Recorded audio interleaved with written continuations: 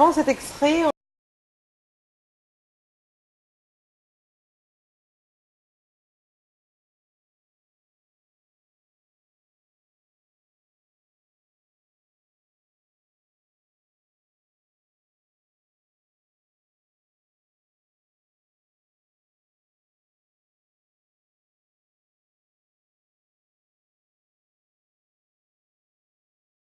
ensuite, donc, nous vous proposons un sujet, j'espère, assez intéressant, puisque nous allons parler des enfants en général. Comment est-ce qu'on peut développer leur potentiel?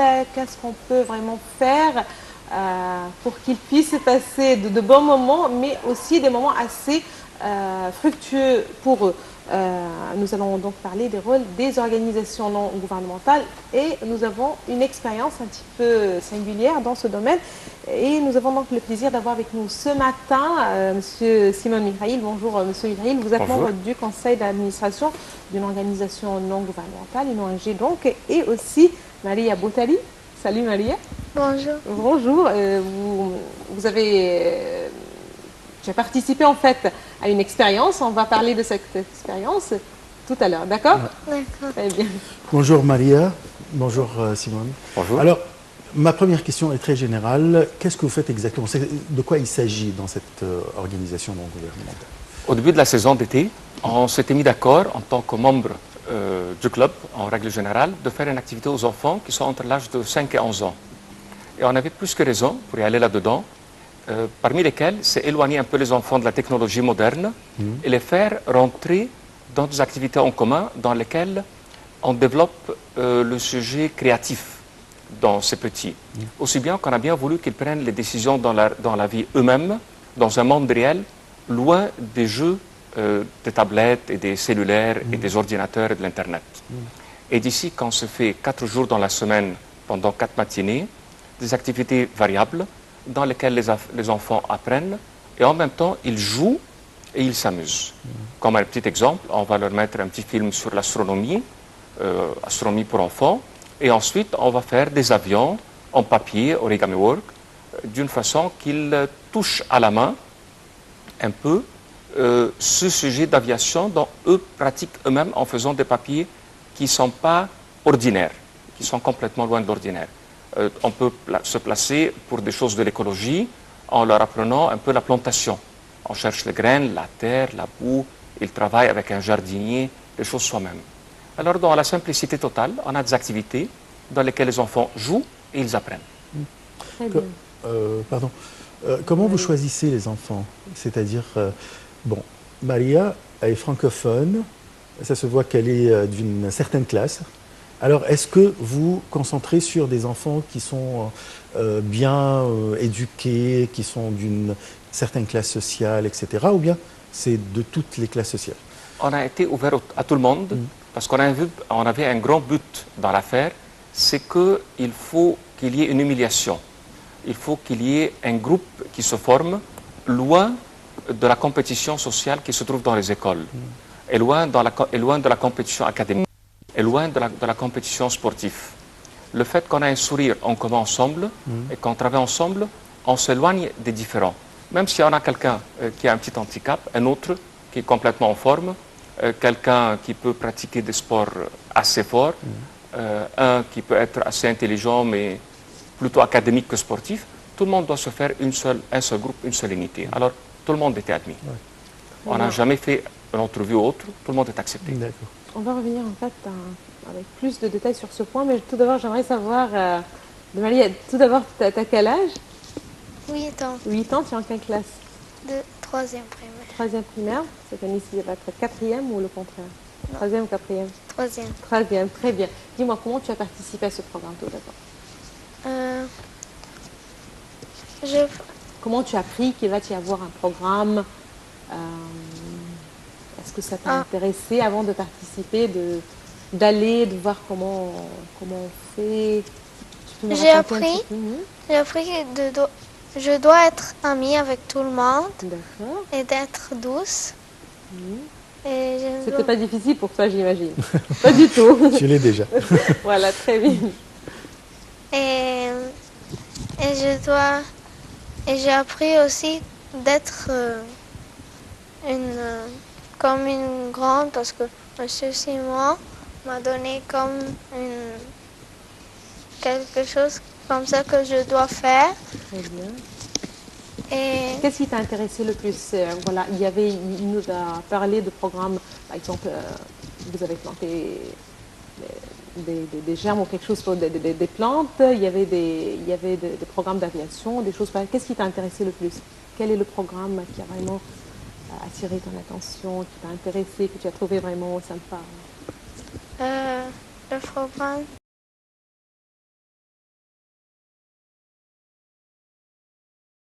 C'était l'été. C'était amusant, hein? Très bien. Quelles sont en général les activités que vous proposez aux enfants? Durant la saison d'été Oh, ou bien durant notre programme? En général. Nous, on a divisé notre programme en 4 sections, selon les 4 jours de la semaine, dans lesquels on a introduit un grand exemple, la cuisine. Tout le monde aime bien manger. Et bien, on s'est dit qu'à tous les jours, il faut faire une petite pratique de cuisine à travers les enfants. Un exemple, on fait des crêpes. En ce moment, on cherche la machine, les œufs, la farine, le beurre, le lait, et les enfants eux-mêmes vont faire la pâte et ils vont faire leurs crêpes.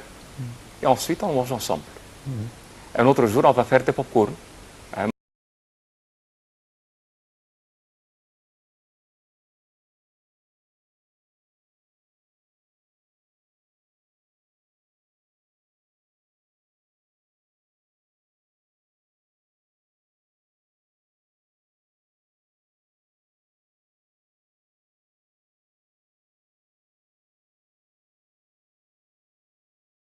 Leur petit gâteau et ensuite ils vont le manger à l'aide des parents et à l'aide des jeunes qui sont un peu plus grands qu'eux. Mais c'est les jeunes, on va dire comme Maria, qui doivent prendre l'affaire de A à Z. Car si eux ne prennent pas l'affaire en main, ce n'est pas la peine de faire la Bien cuisine. sûr. Il faut qu'ils font tout seuls. De notre côté, on est parti pour l'art. Et on s'est dit dans l'art, on va faire art plastique une fois par semaine. Une autre fois, on va faire un théâtre.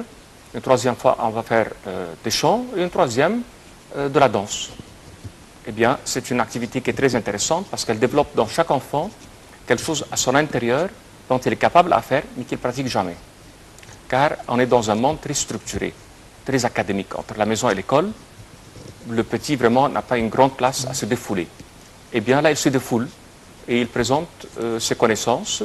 Et on a eu, par exemple, une fois, un acteur qui est venu pour assister. Il a dit il y a des talents entre eux qu'on pourrait développer. Puis il va y avoir une petite équipe même qui va faire une découverte parmi nos jeunes, ceux qui sont capables à même être un jour dans un film ou ailleurs.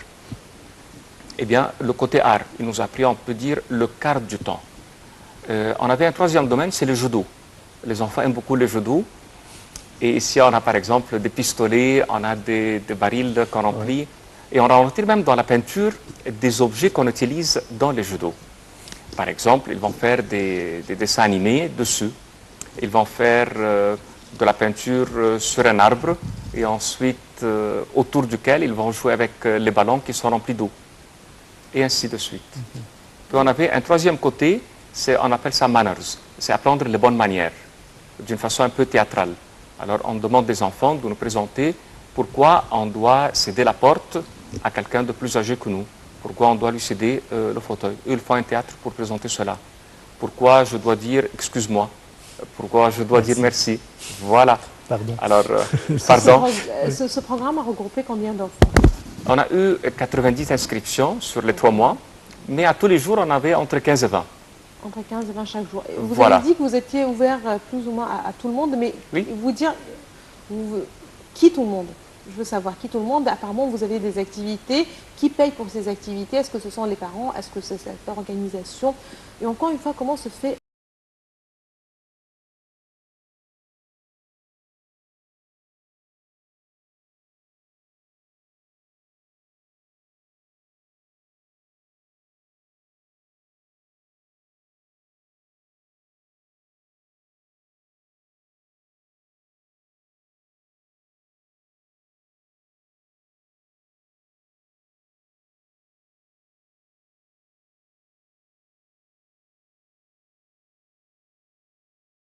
Et la réponse était non. Il ne faut pas sélectionner. Il faut prendre les enfants des parents qui sont parmi nos amis, les gens qu'on connaisse. Les parents doivent nous aider. Les parents doivent donner de leur temps et doivent donner leurs enfants qui sont plus que 12 ans pour aider. Alors, de bouche à oreille, le cercle s'agrandit. On n'a jamais fait une pub, on n'est jamais parti pour dire ce qu'on est en train de faire aux autres. Mais on a laissé les enfants passer le mot à leurs copains. Et s'ils veulent venir, ils n'ont qu'à joindre, tout simplement. Et par rapport aux frais, on n'avait pas vraiment de frais à faire. Et de là, la seule participation qu'on réclamait les parents à faire, c'était une participation sur les objets qu'on utilise. Par exemple, s'il y a une maman qui va nous aider à faire un peu de la peinture, on ne cherche pas le matériel le plus cher. On cherche bien sûr le moins cher en coopération entre les Mais ça, c'est un point aussi intéressant. Vous avez dit que aussi les enfants les plus grands, c'est-à-dire plus que 12 ans, ils sont venus vous aider. C'est-à-dire que c'était un programme plus ou moins, non seulement pour les enfants de 5 à 11 ans, mais aussi les enfants un peu plus grands, si on peut dire. Et donc, ils sont venus vous donner main à un petit peu travailler avec les autres, travailler et s'amuser, si on peut dire. On n'a jamais dit non à quelqu'un. Qui que ce soit qui veut venir pour participer, il est le bienvenu. Qu'il soit grand, qu'il soit petit. N'importe quel âge était le bienvenu. On regarde chacun ses capacités. S'il est capable à donner, il donne. S'il doit recevoir, il reçoit. Mais tout le monde était le bienvenu à tous les âges. Je passe à Maria. Oui. Alors, tu peux nous raconter la journée? Le matin, on priait. Et après, on jouait quel jeu et après. Et le mardi, on jouait à l'eau avec l'eau. Très important ça. Et le jeudi, on fait l'origami. Et Qu'est-ce que tu as appris? C'est-à-dire, à l'école, tu apprends les mathématiques, ou bien le calcul, la science, langue, etc. Là, qu'est-ce que tu as appris? j'ai appris beaucoup de choses, comme d'être douce avec mes amis. Et je ne dois pas frapper les autres. Oui. Bah, ça se voit, oui. Que tu es frappé. Voilà. Et Tu as appris la cuisine, non? oui. Et le cours de cuisine, j'ai aimé beaucoup quand on a fait une pizza. On a fait parce que nous, on a fait le feu avec des bois. Ah, d'accord, ça c'est intéressant, ça c'est très intéressant. Voilà, parce qu'on ne fait pas chez nous à la maison, on ne fait pas le feu avec on fait vraiment en cuisine, on met dans le micro-ondes ou dans le four tout simplement. Ça c'est, vous n'avez pas simplement cuisiné, c'est-à-dire que vous avez fait quelque chose, vous avez préparé tout avant même de commencer. Oui. C'était amusant alors. C'était bon, la pizza, en fin de Oui. compte ou non? Très bien. Simon, vous faites des activités à l'extérieur? Alors oui, on a bien voulu que les jeunes, que nos enfants sortent, et on s'est dit il faut qu'on fait un peu le côté archéologique de l'Égypte qui n'est pas assez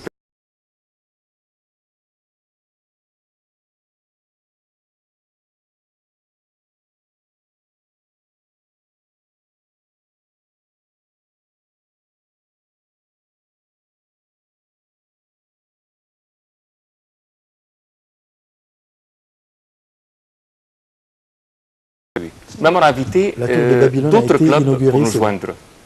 On s'est fait contact avec d'autres clubs parce qu'on a bien voulu que l'activité extérieure soit un groupe très varié. Et d'ici, on a fait plus qu'un contact. On est parti au-delà de peut-être 100 personnes parce qu'on a fait joindre d'autres groupes avec les parents. Alors la tour de Babylone était très intéressante au petit parce que J'ai jamais fait alors. Ils sont rentrés à l'intérieur.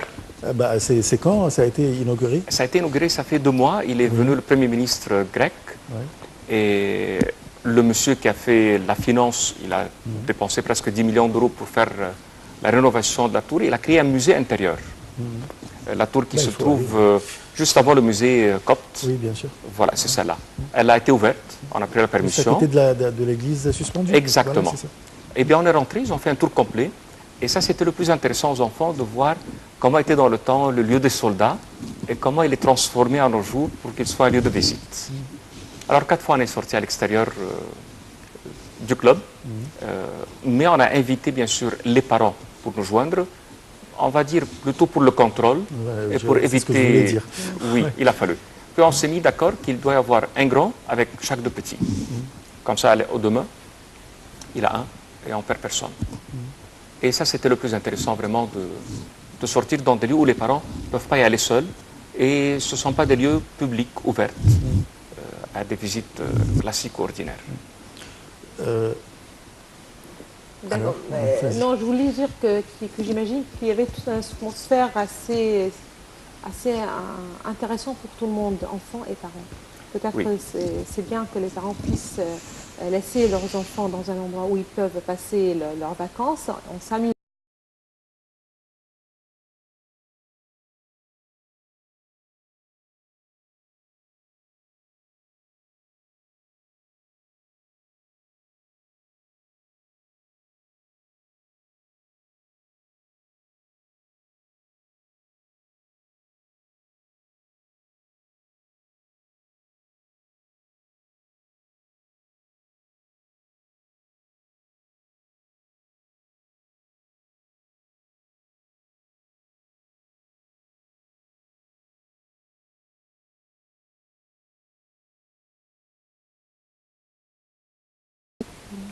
Et de là qu'on a fini nos activités d'été par une présentation de leur propre talent artistique.